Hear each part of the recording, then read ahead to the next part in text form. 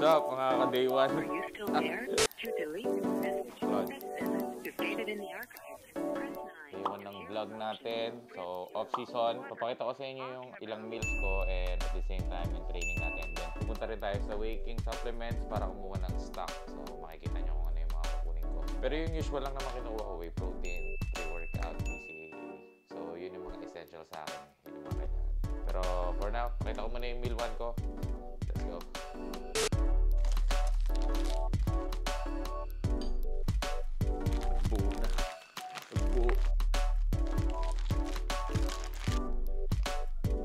Sakto, 100. Siyempre, di mawawala yung ating favorite.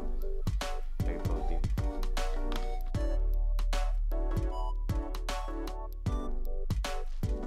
Grams of carbs. Yung lifestyle ko. No sugar. Bali, sa meal 1, meron akong 2 whole egg, meron akong 70 grams ng oats, 100 grams ng berries, and 1 scoop ng whey protein isolate with isang bagels, and light spread ng no sugar, Be Lifestyle ko peanut butter. Bali, yung meal 1 ko, siya yung pinaka-heavy meals ko sa buong meals ko. So, dito ako nag-overload ng carbohydrates. Tapos, ito nga ang fats natin is yung pang slow down natin para at least gradually yung release ng carbohydrates. After meal 2, doon tayo mag-fast acting carbs. Kasi doon na tayo mag-workout or after meal 3. Yan. So, kain na.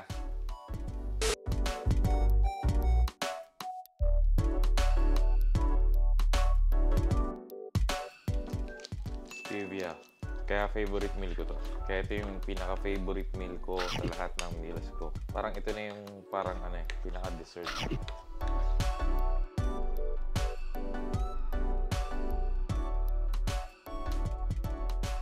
Ito yung for kidney. Ito for digestion. Ginagawa ko dito, hindi ko sila sinasabay-sabay kasi nasa-shock yung system ko. So, pag pinagsabay-sabay ko lahat, sumasakit yung ulo ko. So, gagawin ko kalahati-kalahati. Fiber, milk thistle, yung for the liver. Tapos meron akong omega-3, multivitamins, iodine, tapos itong CoQ10. Ito yung for the heart. Para maganda yung off-season natin at the same time. Yun nga, ma-maintain natin na healthy yung organs and yung gut health natin. So, kailangan ko lahat yan. Baka tatanong nyo hanggang kailan ko gagawin yung ganitong pag-take ng supplements. Full year round to.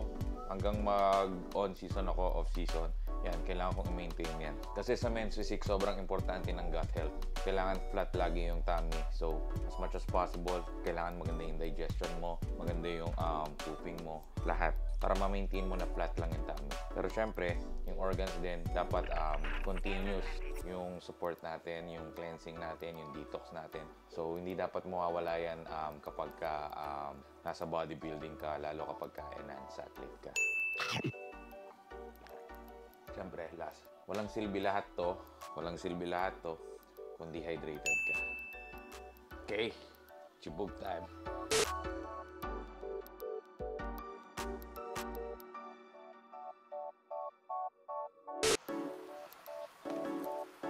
Are you still there? To delete this message, press 7. To save it in the archives, press 9. To hear a function, press 0. What are you talking about?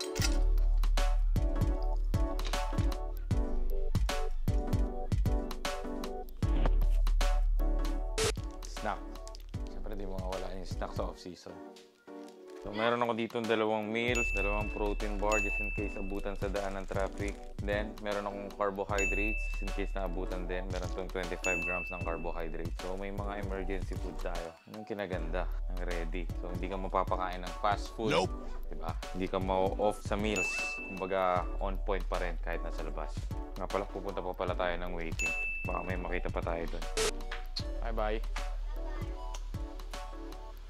Yan, season update na rin tayo. So, ito yung pinaka first off-season ko na matagal kasi qualified tayo for 2024 Olympia. Hindi ko kailangan mag-prep ng maaga para ma-qualify. Kung last year 3 show tayo, this year 1 show lang. Olympia lang yung focus natin. Bali, ngayon, kung mapapansin nyo, yung kain ko sobrang linis pa rin kasi yun nga, lifestyle na and at the same time, gusto kong i-improve yung physique ko talaga. So, ayokong magpabaya. So, yung ginain ko ng past 3 years or last prep, ayokong sayangin. Kaya ang ginawa namin is nag-reverse diet lang kami, nagtaas ng carbohydrates, nag-hydrate ng maayos. Tapos, merong mga cheat meal pero siguro around 20% lang yung cheat meal. So, allowed ako mag-cheat ng 20% ng meals ko every day. Pero hindi na rin kasi matake ng tiyan ko eh. Yung sobrang dirty food or sobrang oily food. Nasisira yung tiyan ko kapag too much fat or sobrang dumi ng food or sobrang fast food. Hindi ko sinasabi yung term namin kasi na dumi, yun yung mga fast food, okay? So baka naguguluhan kayo, yun yung mga maduduming food sa amin. Basta hindi siya pasok sa meal plan namin, tawag namin maduming food or basura.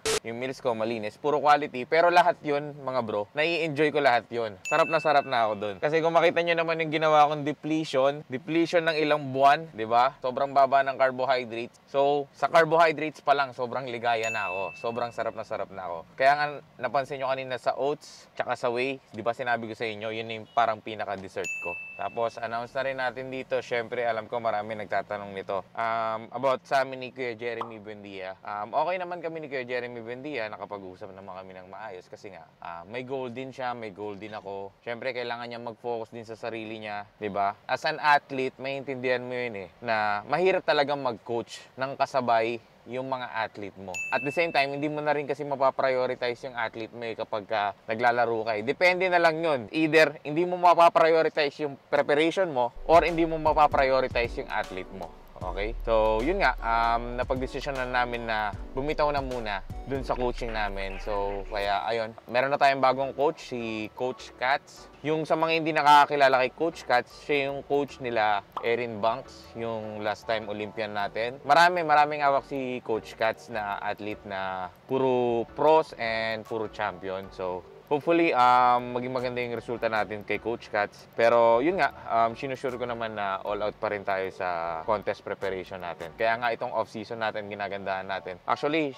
siya na nagbigay ng ibang protocols ko ngayong off-season. So yun nga, bawal tumaba, bawal pumayat. In short, bawal mag-totally off. Dapat on point pa rin yung off-season. Pwede kang magpasok ng marumi, pero as much as possible, control. Dapat nandun pa rin yung disiplina. So, ayun, abangan nyo yung next condition natin kay Coach Katz. Susubukan ko mag-upload ng madalas. So, dalawa kami. Si Warren minsan mag-shoot, then minsan ako lang mag-isa. Kumbaga, raw style lang pag ako, di ba? So, para less edit, mabilis ma-upload, mabilis ma-release, mabilis kayong makakuha ng information. Kung ano yung ginagawa ko ngayong off-season. So, ayun, at tayo na sa Waking. Bali, nandito na tayo sa Waking, Dasma. Ito yung branch nila dito. So, check natin yung mga available na product. Tingin ko sa favorite ko pag off-season. Pero ngayon, ito yung favorite ko. Cinnamon French Toast. Proven. Ayan. Proven. Tapos pag naubusan ng ganitong stock, ito yung sinuswitch ko. Yung taste. Tapos hindi sila nagkakos ng bloatness or yung gases sa tiyan. Diba usually yung ibang product kapag ka nag-take ka ng whey protein, yung utot ka ng utot, bloated, hindi maganda sa feeling. Kumbaga, parang may sakit. Kompleto rin. Mass gainer. Yun, sa mga gustong mag-gain, sa mga mahirap kumain, di ba? Quality over quantity. Siyempre, dito tayo kukuha. Ano natin favorite ko pa. Try ko kaya yung ibang chocolate ice cream. Yo, ito kasi pasok na pasok sa panlasa ko eh. Ayun. L-carnitine. So baka narito kayo for fat loss support. Di ba, halimbawa nag-fasted cardio kayo. Di ba, sabi nila fasted cardio para mag-burn ka ng fat as fuel. Well, hindi siya totally fat na biniburn mo, okay? Yung process sa body yung nangyayari is yung fat oxidation. Kumbaga, gamit mo is fat as fuel, basta constant yung ginagawa mong exercise. Hindi sobrang intense. Kumbaga, nasa steady state lang para mag-top out ka dun sa fat oxidation. So, yung fat kasi, yung fat mass, yun yung nasa overall body natin. Okay? So, kapag ka nag-fasted cardio ka, hindi mo totally biniburn yung fat mass. Okay? Yung process sa body yung nangyayari is yung fat oxidation. Pwede nyo i-search yan kasi medyo nakakalito siya kapag ka in-explain, di ba? So, pwede nyo i-search para malaman nyo yung difference. Pag nag-fasted cardio ka, magta-top out yung metabolic mo para gumamit ng fat as fuel. Ito tayo ng creatine. Wala yung Phenoflex. Try natin itong bagong brand ni Waking. Yan. BOM. Hindi naman kilala yung si BOM. Yan, ito. Pre-workout essential. Stimulant ba ito? Oh, ito nga yan. Actually, pwede natin siyang try mamaya, no? Ito yung gamitin natin today na pre-workout para makita nyo yung pump and yung effect sa akin. And kung gaano tayo kalakas mamaya. Ako yung umubos ng protein bar dito. Ano ba to? Energy bar. Carbohydrates na lang yung natira. Pero sobrang easy na magdala. Pag magmamarathon ka, pwede na to. So, madali silang dalhin at the same time. Hindi heavy sa tiyan. So, mas functional ka.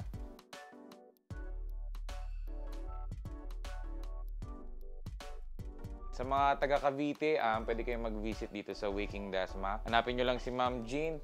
Yan. So, kapag kami kailangan kayong supplements, hindi nyo malaman kung ano yung kailangan nyo, pwede sa mag-suggest ng kung ano yung babagay sa goal nyo. Dito lang yan sa Waking Dasma. Kita-kits tayo dito minsan. Thank you, Coach. Thank you, ma'am. Let's go. Diretso na tayo sa gym. Bye, ma'am.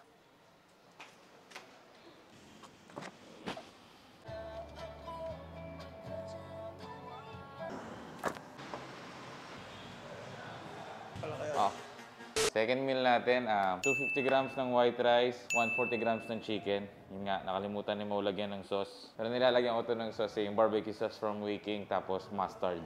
So white rice, bakit white rice? So kailangan natin ng fast-acting carbs para at least may magamit tayong fuel right after natin kumain. Pasok agad to. So mas makakapag all out agad tayo. Kasi pag pinasukan natin ng may veggies or may fats, yun yung mag-slow down ng process ng food. So hindi agad tayo makakapag all out ng workout. So, yung energy natin hindi ganun kataas. Kasi gradual yung pasok ng food dun sa system natin. So, kaya advisable yung mga simple carbs before mag-workout. Okay, white rice or cereals or yung mga Rice Krispies, fruits, yan. Pwede yung mga yan bago mag-workout.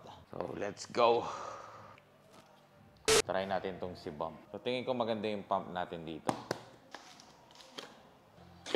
For me, okay lang na mababa yung caffeine ng pre-workout. Basta mataas yung mga vasodilator na nakalagay. Yun yung mga pampaganda ng blood flow, pampabuka ng ugat. Which is, yun naman yung goal natin sa kapag ka nag-workout tayo. Yung pump. Hinahabol natin yung pump. So, the more na mas maganda yung blood flow, the more na mas maganda yung deliver ng nutrients dun sa target muscle natin. Baka may nakalagay half scoop muna. Do not exceed 2 scoop per day. Mag 2 scoop kaya tayo. What?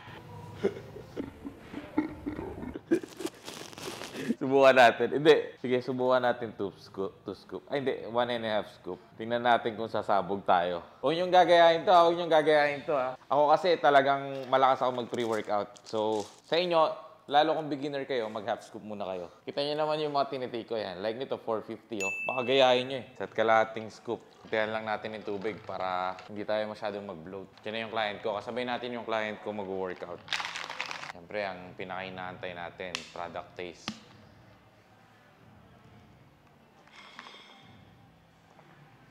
Sarap. Orange, parang tang. Parang tang. Tagal ko nang di nakainom nun Tang. Meron pa ba nun? Pero parang mahal na no?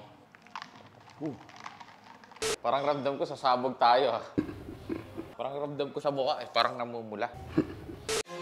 I won't stop, I'm here to get what I want. I'm not lost, I'm here to make it to the top. I'll take a shot. First exercise natin, pwede kayong mag-Smith machine or incline na ganitong machine. Kung meron kayong Smith machine sa area nyo, pwede nyo gawin to. Pero gagawin ko dito is wide kasi as much as possible ayoko i-activate yung tricep. So mag-wide angle tayo. Target muscle natin, upper portion ng chest. So gagawa tayo ng 2 warm-up set, then 3 working set na failure, or at least meron tayong reps in reserve na 2 repetition. So, ang sinabi ko sa reps in reserve natin is yun yung kaya mo pang i-push. Halimbawa, kaya mo pang magdalawa, so stop na tayo doon. Okay? Tapos, yung last set natin, doon tayo magka-failure.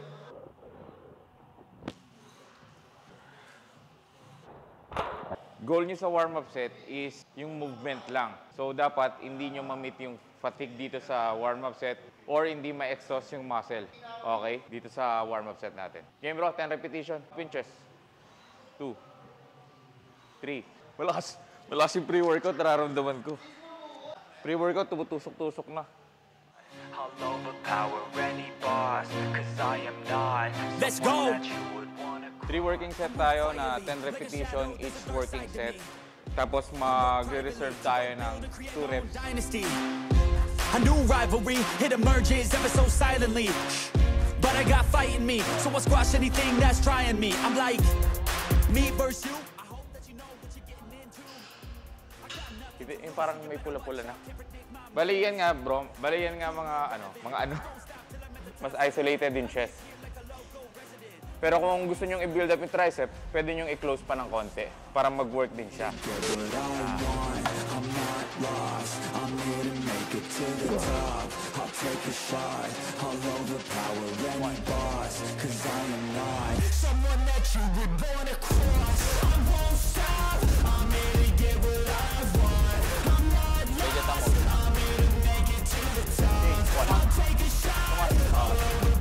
First exercise pa lang, parang sabog na yung chest ko.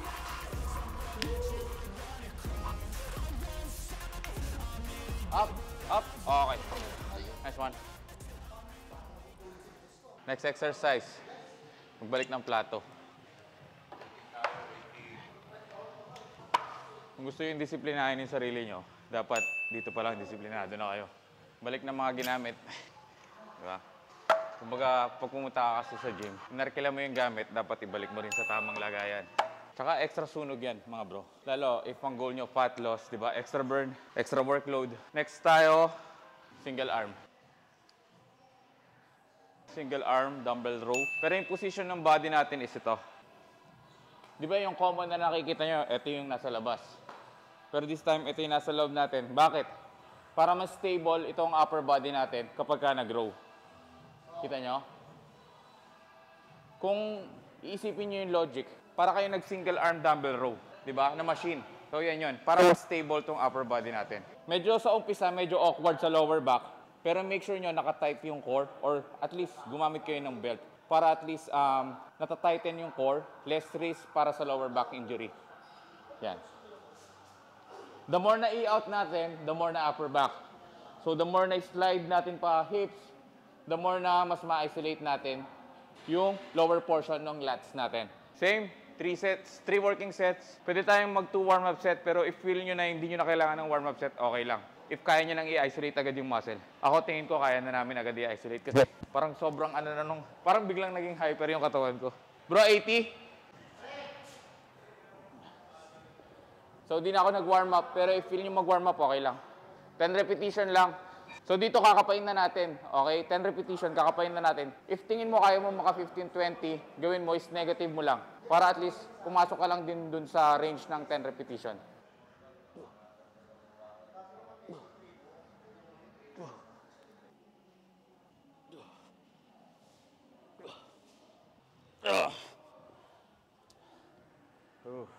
Yung pawis natin, aircon gym. Pero ito yung pawis natin. 10 bro.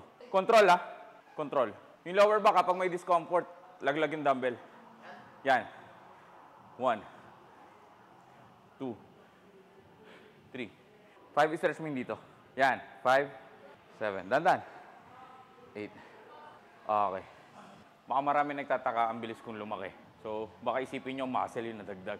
So, yan na yung muscle ko before. Kumbaga, yung nakita nyo before sa Olympia, nakakating pace ako, depleted yung body ng glycogen or ng carbohydrates. Ngayon kasi, napuno na ulit. So, more on water weight yung nagain natin. At the same time, na-refill yung muscle natin ng glycogen. Kaya, mas lumaki tignan, mas naging 3D look and full. Coach Vin!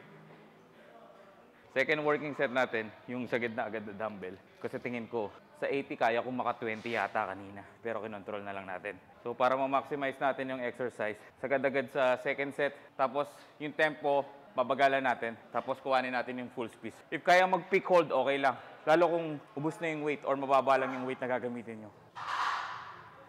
Let's go! Skinny bitch!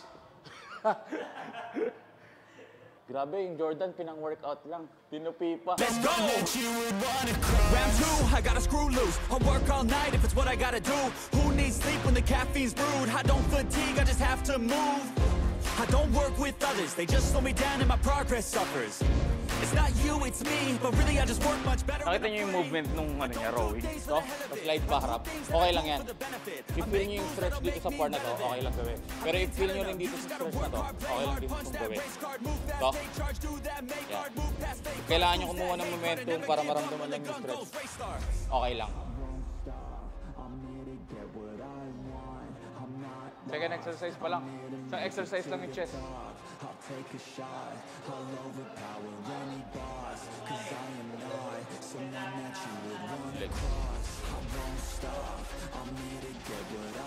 Last set, pace.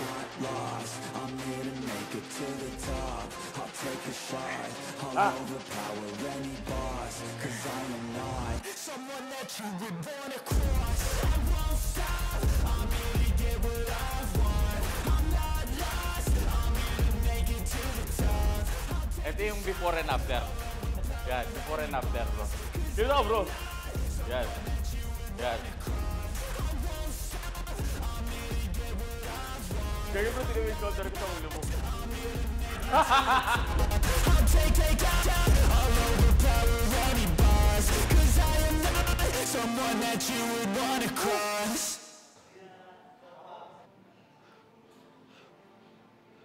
Cable crossover, target muscle natin mula dito sa mid part ng chest hanggang dito sa lower pack.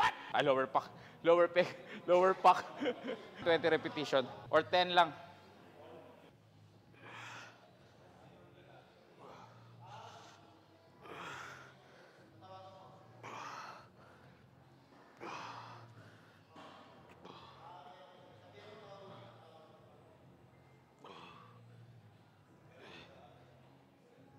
Baka nagtataka kayo, bakit kailangan ng warm-up set? Kumbaga, yan kasi yung para i-heads up natin yung body natin. Dun sa gagawin nating movement, dun sa gagawin nating explosive weight training. So, para ready yung joint, ready yung range of motion natin. So, maiiwasan natin yung ma-injury. Game bro, 10 repetition lang. Weight ko now is 89 kilo. Working set agad tayo.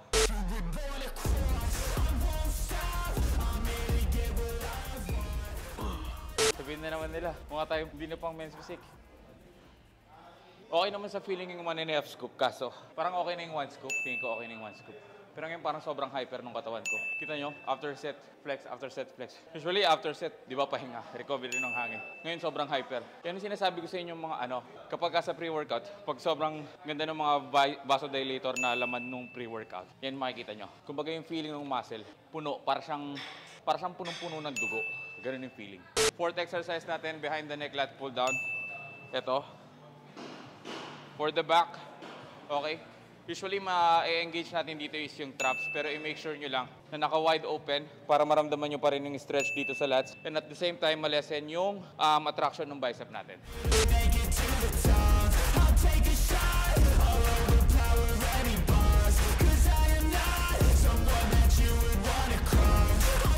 Fifth exercise natin, reverse grip chest press. So kung may machine kayo na ganito or seated, okay lang din. Ito yung position. So target natin dito is upper pec. So make sure yung elbow pad, eto, hindi siya too much wide, hindi siya too much close. Kasi magta-tap out ka dito sa shoulder kapag ka sobrang wide, tsaka sobrang close. What I gotta do? Who needs sleep when the caffeine's brewed? I don't fatigue, I just have to move. I don't work with others, they just slow me down and my progress suffers. It's not you, it's me, but really I just work much better when I'm free. I don't do things for the hell of it, I do things that I do for the benefit. I make moves that'll make me relevant. I've been telling them, you just gotta work hard, play. Last exercise natin, wide grip, neutral grip row. So pwede kayong mag-machine, pwede rin kayong mag-cable row. Ito yung gamit. Yan, neutral grip, ganito. Yan. Okay. Target muscle natin, mid, back, and upper portion ng lats. Take a shot, I'll overpower any boss. Cause I am not someone that you would wanna cross. I won't stop, I'm here to get what I want. I'm not lost, I'm here to make it to the top. I'll take So, ayan yung comeback vlog natin mga ka-Team Aesthetics. Thank you sa ATL Fitness Gym. Inalaw nila tayo mag-vlog dito. So, ayun nga, maganda yung naging workout natin. Maganda yung gamit, smooth. So, kung mapapansin nyo, yung exercise natin, sobrang quality yung nagawa natin. Kita nyo naman sa pump. Powered by Waking Supplement. So, kita-kits next vlog. Bye-bye.